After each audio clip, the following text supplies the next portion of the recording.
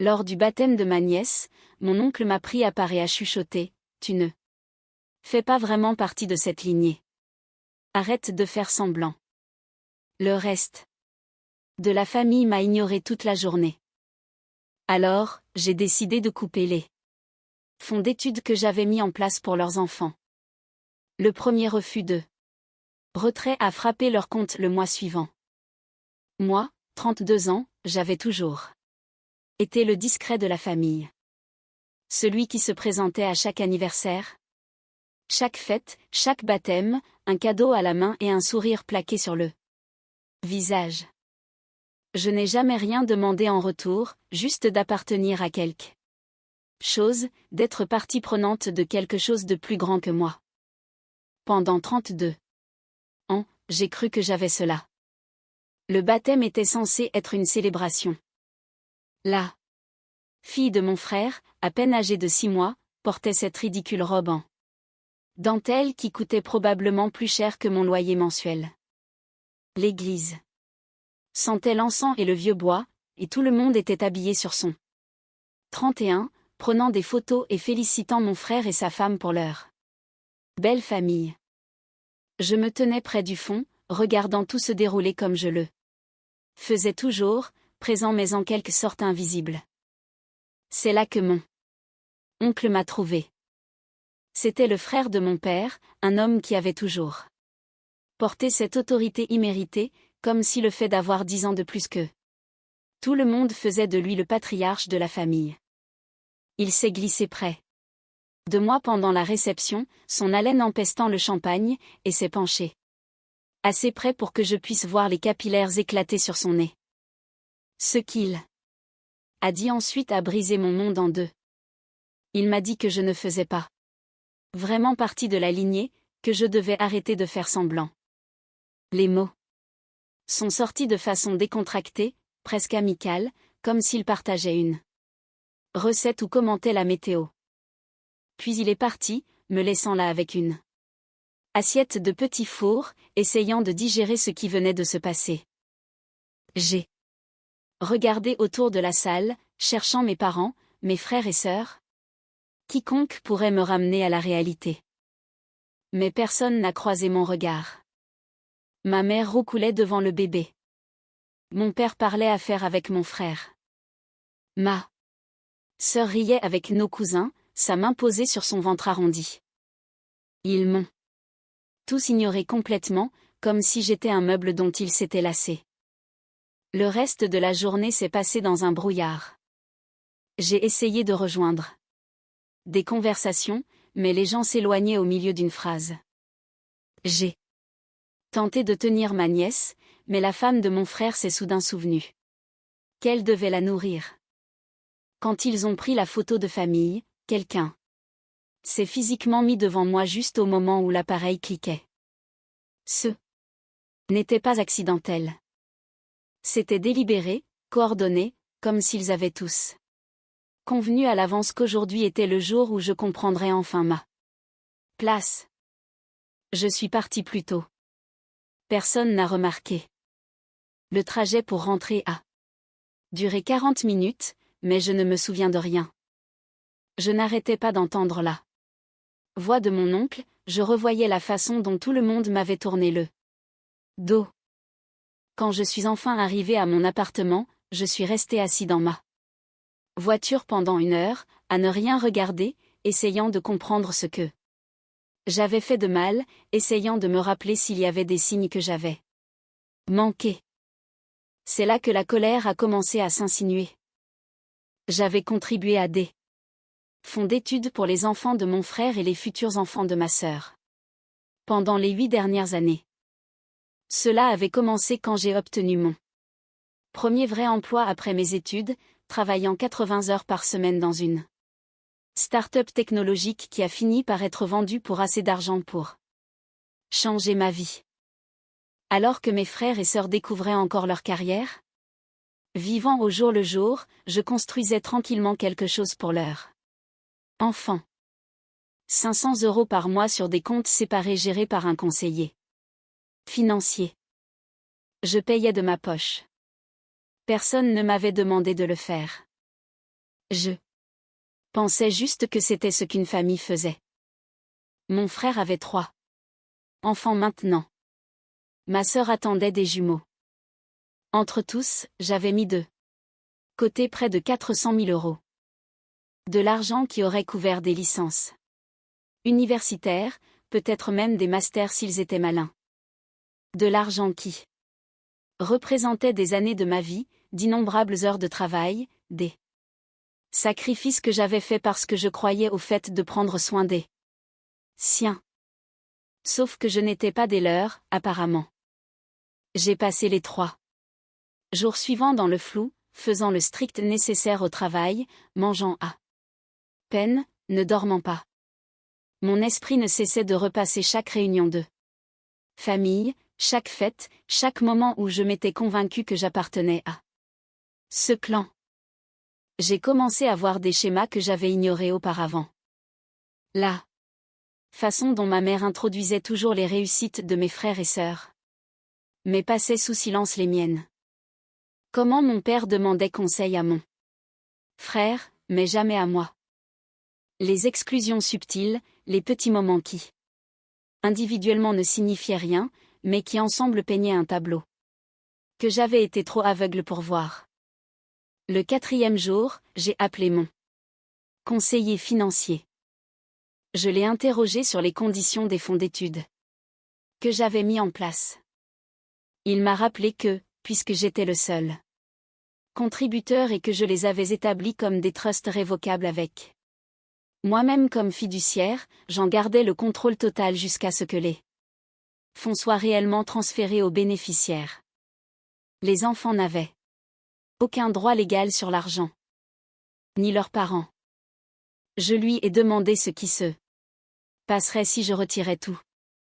Il a semblé confus par la question, a demandé si tout allait bien. Je lui ai dit que oui, que je réfléchissais simplement à mes priorités financières. Il m'a guidé à travers le processus. Il faudrait environ 1 semaine pour liquider certains investissements, mais les portions en espèces pouvaient être déplacées immédiatement. Il y aurait quelques implications fiscales, mais rien de catastrophique. Je lui ai dit de le faire. Tout. Il a essayé de m'en dissuader, a dit que je devrais dormir sur une décision aussi importante, mais je n'avais jamais été aussi sûre de quelque chose dans ma vie. Ces gens avaient clairement fait connaître leur position. J'en avais fini avec le fait de faire semblant. La paperasse a pris 3 jours à être traitée. À la fin de la semaine, 473 000 euros avaient été transférés sur mes comptes personnels. Je n'ai rien ressenti. Aucune satisfaction, aucun regret, juste une sorte d'engourdissement vide que j'avais appris à connaître. Je n'ai dit à personne ce que j'avais fait. Je suis juste retournée à ma vie, j'ai arrêté de répondre aux discussions de groupe de la famille, j'ai commencé à décliner les invitations au rassemblement. Ma mère a appelé une fois pour demander si j'étais contrariée par quelque chose. Je lui ai dit que j'étais occupée par le travail. Elle a accepté cette explication sans chercher plus loin, ce qui m'a tout dit sur l'importance qu'elle m'accordait réellement. Le premier refus de retrait est arrivé le mois suivant. Ma sœur m'a appelé en premier. Elle pleurait, hystérique, disant que quelque chose n'allait pas avec le fonds d'études des jumeaux. Elle avait essayé de vérifier le solde en ligne comme elle le faisait tous les quelques mois et le compte affichait 0.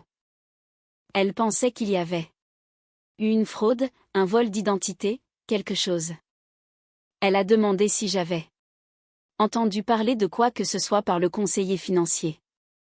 Je lui ai dit que non. J'ai demandé si elle avait essayé de l'appeler directement.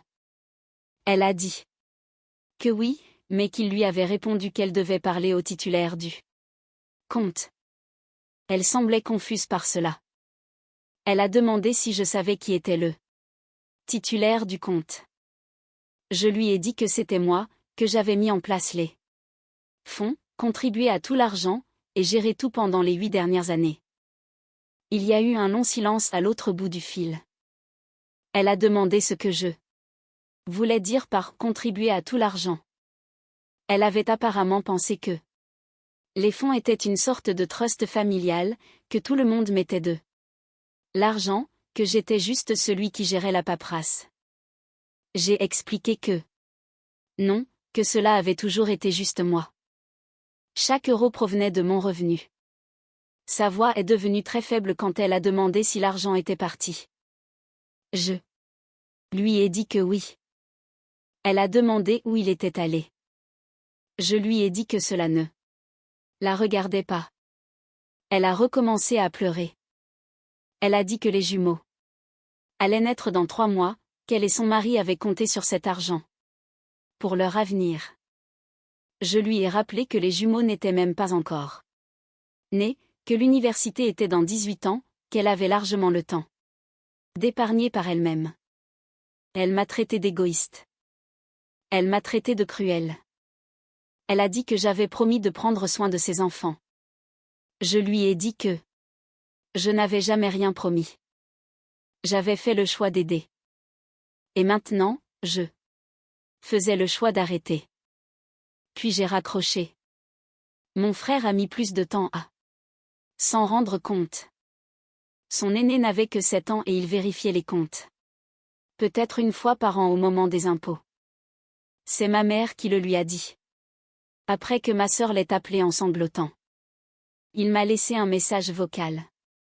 Qui était 3 minutes de rage à peine contrôlée.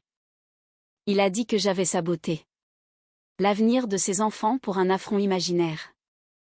Il a dit que j'étais dramatique et puérile. Il a dit que si je ne rétablissais pas les fonds immédiatement, je le regretterais. Je ne l'ai pas rappelé. Mon père a été le dernier à me contacter. Il a envoyé un SMS me demandant de le rejoindre pour prendre un café. J'ai failli le supprimer, mais la curiosité l'a emporté sur moi.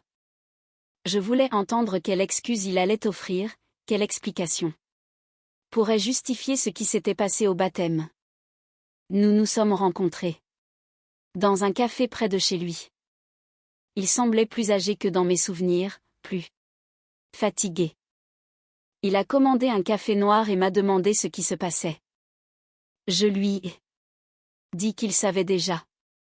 Il a essayé de jouer l'idiot, a dit que mes frères et sœurs étaient contrariés à propos des fonds d'études, mais qu'ils ne comprenaient pas pourquoi je les avais vidés sans avertissement. Je l'ai interrogé sur le baptême. Je lui ai demandé s'il savait ce que son frère m'avait dit. Son visage a fait quelque chose de complexe. Ce mélange de culpabilité et de défensive qui m'a dit qu'il savait absolument. Il a dit que mon oncle avait bu, qu'il disait des choses qu'il ne pensait pas quand il était dans cet état. J'ai demandé si c'était vrai. J'ai demandé si je ne faisais pas vraiment partie de la lignée. Il est devenu très silencieux. Il a remué son café pendant ce qui a semblé durer une éternité. Puis il m'a dit la vérité. Je n'étais pas son fils biologique. Ma mère avait eu une liaison il y a 33 ans avec quelqu'un de son bureau. C'était, bref, insignifiant, une erreur qu'elle avait commise pendant une période difficile de leur mariage. Elle était tombée enceinte, et mon père avait choisi de rester, choisi de m'élever comme le sien. Personne en dehors de la famille proche n'était au courant, sauf son frère, qu'il avait découvert quand j'étais adolescent et n'avait jamais laissé mon père l'oublier. J'ai demandé pourquoi. Il ne me l'avait jamais dit. Il a dit qu'ils essayaient de me protéger. Qu'ils ne voulaient pas que je me sente différent ou inférieur. J'en ai ri. J'ai demandé comment j'étais censé me sentir maintenant, en découvrant à 32 ans que toute mon identité était un mensonge. Il a dit qu'il comprenait que j'étais blessée, mais que j'étais toujours la famille, que la biologie ne changeait pas l'amour qu'ils avaient pour moi. Je lui ai demandé pourquoi tout le monde m'ignorait au baptême, alors, pourquoi ils m'avaient tous traité comme si j'étais invisible. Il avait l'air sincèrement confus. Il a dit que personne ne m'avait ignoré, que j'étais hypersensible. J'ai décrit des moments précis, la photo, les conversations, la façon dont les gens m'évitaient physiquement. Il a balayé chaque point avec des excuses. La photo était encombrée. Les gens étaient occupés avec le bébé. J'interprétais trop les dynamiques sociales normales. C'est là que j'ai compris. Ils s'étaient auto-manipulés en se persuadant que leur comportement était acceptable. Ils s'étaient convaincus que me traiter comme un étranger tout en attendant que je continue à fonctionner comme un membre de la famille était en quelque sorte raisonnable. Mon oncle avait simplement dit tout haut ce qui était pensé tout bas, et ils étaient tous contrariés que le mensonge confortable soit exposé. J'ai dit à mon père que Jean avait fini. Il a demandé ce que je voulais dire. Je lui ai dit que j'en avais fini de jouer à la famille, fini de me présenter à des événements où je n'étais pas voulu, fini de contribuer à l'avenir d'enfants à qui l'on apprendrait, subtilement ou non, que je n'étais pas vraiment leur oncle. Il a dit que je surréagissais, que je laissais la fierté détruire des relations qui comptaient. Je lui ai demandé si ces relations avaient jamais compté pour l'un d'entre eux. Il n'a pas eu de réponse à cela. Première mise à jour. 3 mois ont passé. Personne dans ma famille ne m'a contacté, sauf pour des SMS de plus en plus hostiles exigeant que je rétablisse les fonds d'études. Mon frère a menacé de me poursuivre, bien que son avocat lui ait apparemment dit qu'il n'avait aucune base légale. Ma sœur m'a envoyé une photo de ses jumeaux après leur naissance, avec un message disant que je ne les rencontrerais jamais si je ne réparais pas les choses. Ma mère a laissé des messages vocaux me demandant d'être raisonnable, de penser aux enfants. Je les ai tous bloqués. L'argent que j'avais retiré a été redistribué. Une partie est allée sur mes comptes de retraite. Une partie est allée à des œuvres caritatives en lesquelles je crois. Une part significative est allée à la création d'un fonds de bourse d'études dans mon université pour des étudiants de première génération issus de familles non traditionnelles. Des étudiants qui, comme moi, ont dû construire leur propre sentiment d'appartenance à partir de rien. Le travail est devenu mon centre d'intérêt. J'ai pris de plus gros projets, voyagé pour des conférences, j'ai commencé à utiliser mes jours de vacances pour moi au lieu d'obligations familiales.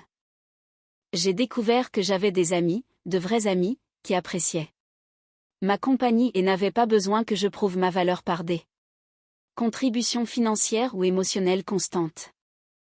J'ai commencé une thérapie, ce qui m'a aidé à traiter les couches de dysfonctionnement dans lesquelles je baignais depuis 3 décennies sans m'en rendre compte. La clarté était stupéfiante. Je pouvais voir maintenant combien ma vie avait été façonnée par l'effort d'essayer de gagner une place que j'aurais dû avoir par défaut. Combien d'énergie j'avais gaspillé à essayer d'être assez bon, assez utile, assez présent pour surmonter cette barrière invisible que j'avais sentie mais que je ne pouvais pas nommer. Le soulagement d'arrêter cette performance épuisante était immense. Deuxième mise à jour. La vraie retombée a eu lieu à Noël. Ma mère a organisé le rassemblement familial comme elle le faisait chaque année et a apparemment supposé que je viendrais malgré des mois de silence. Quand je ne suis pas venue, elle m'a appelé depuis la fête, entourée de la famille, et m'a mis sur haut-parleur. Elle a demandé pourquoi je n'étais pas là. Elle a dit que tout le monde m'attendait. Je lui ai dit que ce n'était pas vrai. Personne ne m'attendait. Ils attendaient la version de moi qui rendait leur vie plus facile. Celle qui faisait des chèques et ne demandait rien. Celle qui absorbait leur cruauté subtile et ne se plaignait jamais. Cette personne avait disparu. Mon oncle était apparemment là. Je l'ai entendu crier en arrière-plan, disant que j'étais manipulateur, que je punissais des enfants. Innocent pour des problèmes d'adultes. J'ai demandé à ma mère s'il s'était déjà excusé pour ce qu'il avait dit au baptême. Elle est devenue silencieuse. J'ai demandé si quelqu'un l'avait confronté à ce sujet, m'avait défendu, avait fait autre chose que faire semblant que ce n'était jamais arrivé. Le silence m'a tout dit. Je leur ai dit à tous de passer de bonnes fêtes. Puis j'ai raccroché et éteint mon téléphone. 3e mise à jour. Cela fait 1 an maintenant. J'ai construit une vie qui me semble authentiquement mienne pour la première fois. J'ai commencé à sortir avec quelqu'un qui vient d'un milieu familial tout aussi compliqué, et nous comprenons les blessures de l'autre sans jugement. J'ai acheté une maison, modeste, mais la mienne. J'ai obtenu une promotion au travail accompagné du type de reconnaissance que j'avais cessé d'attendre de qui que ce soit. L'histoire familiale a apparemment changé. J'ai entendu dire par un ancien ami commun que je suis maintenant le méchant dans leur récit. Le fils ingrat qui a abandonné sa famille pour rien, qui a cruellement retiré son soutien à des enfants innocents à cause de ses propres problèmes mentaux. Ils sont convaincus qu'ils n'avaient rien fait de mal, que ma réponse était disproportionnée et vindicative. Peut-être qu'ils ont raison. Peut-être que j'aurais dû essayer d'avoir une conversation rationnelle pour surmonter la blessure et la trahison comme des adultes matures. Peut-être que j'aurais dû leur donner une chance de réparer les choses. Mais je pense à ce baptême et je connais la vérité. Ce n'était pas une seule mauvaise journée. C'était une fenêtre sur la façon dont il m'avait toujours vu. Un aperçu de la réalité à laquelle j'avais été trop désespéré d'appartenir pour la remarquer. Mon oncle n'a pas planté ses sentiments en eux. Il a juste exprimé ce qu'il pensait. Tous. Et quand ils ont eu la chance de le corriger, de m'inclure, de me montrer que je comptais, ils ont choisi le silence. Alors oui, j'ai tout coupé. J'ai repris l'argent que j'avais donné librement et je l'ai réorienté vers un avenir qui m'appartient réellement. J'ai cessé de participer à une dynamique qui exigeait de moi que je prouve constamment ma valeur tout en ne recevant rien d'autre qu'une tolérance conditionnelle en retour. Certaines personnes disent que le sang est plus épais que l'eau, mais l'expression complète est que le sang de l'alliance est plus épais que l'eau du ventre maternel. Les familles que nous choisissons, les liens que nous forgeons par des valeurs partagées et un respect mutuel, cela compte plus que la biologie. J'ai choisi d'arrêter de saigner. Pour des gens qui ne m'ont jamais vu comme autre chose qu'un donneur pratique. Et je n'ai jamais été en aussi bonne santé.